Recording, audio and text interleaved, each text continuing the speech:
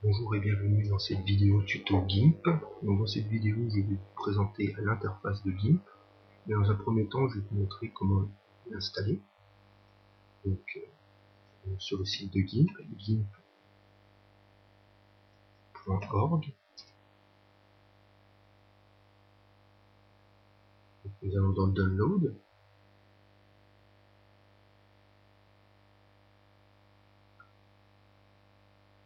Donc là, nous avons GIMP pour Windows. Personnellement, c'est la version que j'utilise, mais les utilisateurs aussi de Linux. Donc là, on peut résoudre le téléchargement. Et donc nous avons toutes les versions système d'exploitation possible pour GIMP. Les versions qui peuvent être téléchargées pour ces systèmes d'exploitation. Voilà, donc nous allons aller dans GIMP. Donc présentation rapide de l'interface. Donc ici nous avons la boîte à outils et les différents outils qu'il y a GIMP. Donc il y a les outils de sélection, les brosses, les pinceaux que je vais exposer un peu plus tard. Ici nous avons l'éditeur d'image où sera l'image qu'on va créer avec une barre de tâches. Donc là, plus tarder, nous allons mettre une image de montagne. Donc la première opération qu'on peut faire au niveau de cette image, c'est on a dézoomer et à zoomer. Donc pour zoomer, on appuie sur plus, dézoomer, on appuie sur moins. Voilà. Donc nous avons aussi moyen, quand nous avons zoomé au maximum sur l'image, de nous déplacer dans celle-ci grâce aux flèches dans le coin inférieur droite de l'image, ici. Ce qui nous permet de naviguer librement dans l'image.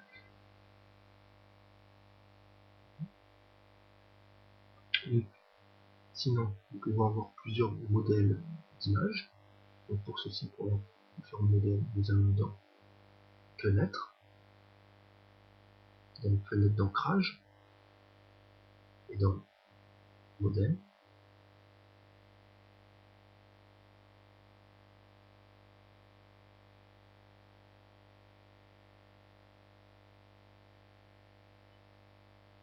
Modèle. Donc ici, nous avons différents modèles d'images possibles, donc CD, même papier toilette. Voilà. Voilà, et nous pouvons aussi créer nos propres modèles ici. Voilà. Bon. Sinon, nous pouvons, il y a des raccourcis clavier pour accéder à chaque fonction du logiciel, mais certains raccourcis clavier sont assez compliqués, donc comme enregistrer sous, majuscule CTRL-S. On peut simplifier ces raccourcis clavier en allant dans Édition, Préférences,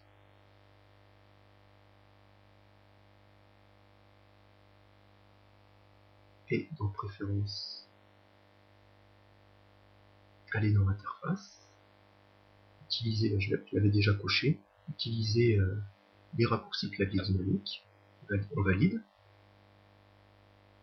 et maintenant, il nous suffit de nous placer sur le raccourci et de taper sur, il nous suffit de taper, d'aller sur l'objet que nous voulons modifier, sur lequel nous voulons modifier le raccourci, et de taper sur la lettre, sur la touche qu'on veut attribuer à cette fonction. Par exemple F2, et F2 prendra la place de l'ancien raccourci clavier. Donc si F2 était utilisé par une autre fonction du logiciel, elle sera automatiquement effacée et remplacée par cette nouvelle fonction. Voilà, c'est tout pour cette vidéo de présentation de GIMP. Merci de m'avoir écouté. Au revoir.